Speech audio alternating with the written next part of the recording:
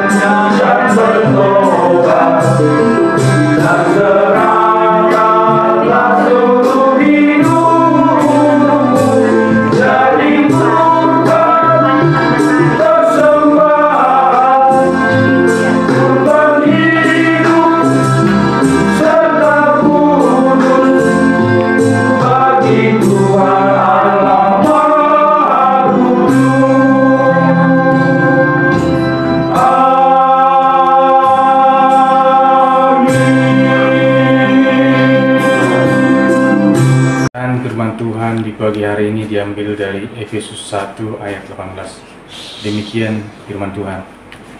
Dan supaya ia menjadikan mata hatimu terang, agar kamu mengerti pengharapan apakah yang terkandung dalam panggilannya, betapa kayanya kemuliaan bagian yang ditentukannya bagi orang-orang kudus.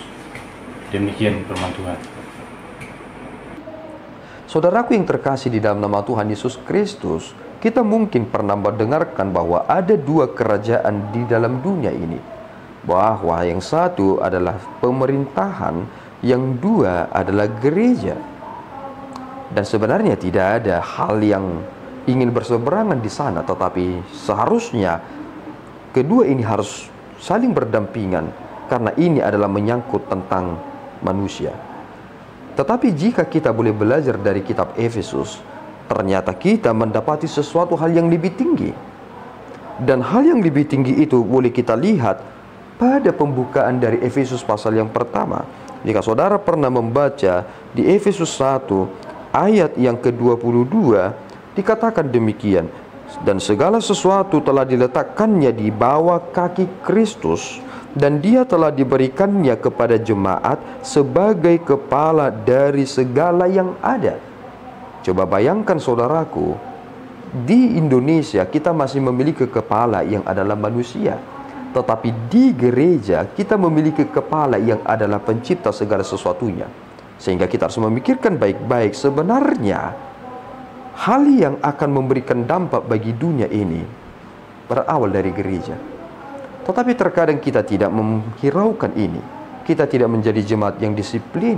Kita tidak menjadi jemaat yang penuh dengan belas kasihan. Kita tidak menjadi jemaat yang memikirkan apa yang harus kami lakukan. Kita tidak menjadi jemaat yang suka menginjili, tetapi kita menjadi jemaat yang paling suka mengkritik, jemaat yang paling suka untuk menjatuhkan, jemaat yang mungkin suka untuk merusak.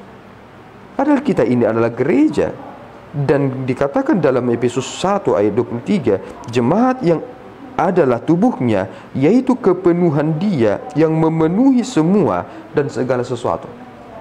Itu mengapa ketika dikatakan kepada Simon Petrus, apa yang diikat di dunia ini terikat di sorga. Apa dasarnya? Dasarnya adalah gereja. Kita berada di dalam gereja, kita berada di dalam Kristus. Kristus adalah kepala kita. Tetapi ketika kita ingin lari jalur dan tidak sesuai dengan apa yang diperintahkan Kristus, sehingga banyaklah gereja duniawi. Mereka lebih memikirkan bagaimana perut mereka semakin besar, bagaimana perhiasan mereka semakin banyak. Itu bukan gereja yang diinginkan oleh Tuhan. Untuk memahami ini, Paulus mengatakan kalimat yang sangat indah. Dan supaya ia menjadikan mata hatimu terang, agar kamu mengerti pengharapan apakah yang terkandung dalam panggilannya. Kita terpanggil, tentu apa yang menjadi pengharapan dalam panggilan itu. Dan ini disebut sebagai kekayaan kemuliaan yang ditentukannya bagi orang-orang kudus.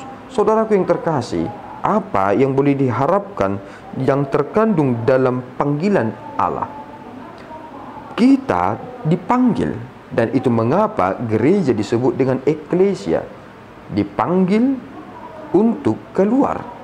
Kita bukan orang-orang yang masih tetap di dalam gelap, tetapi praktiknya bisa saja yang terjadi adalah terpanggil keluar untuk membawa gelap. Dan itulah kemenangan si iblis. Kita tidak boleh mengizinkan si iblis menghancurkan gereja, dan saudara adalah gereja itu. Apakah saudara ingin melawannya? Jawabnya adalah, terimalah dari Tuhan berkat rohani yang luar biasa ini, yang menjadikan mata hati saudara terang untuk dapat mengerti pengharapan apa yang tergantung dalam panggilannya. Tuhan Yesus memberkati. Kita berdoa. Ya Tuhan, kami bersyukur atas berkat-Mu. Terima kasih Bapa atas tuntunan, anugerah, berkat yang Tuhan beri kepada gereja-Mu. Engkau telah mendirikan gereja-Mu di dunia ini, dan Kristus adalah kepalanya. Tuhan, kami adalah bagian dari komunitas itu. Kami adalah bagian dalam gereja itu, dan kami adalah gereja itu. Bimbing kami Tuhan, supaya kami boleh memenangkan pertarungan kami di dunia ini, karena hari-hari di tempat kami berada adalah jahat.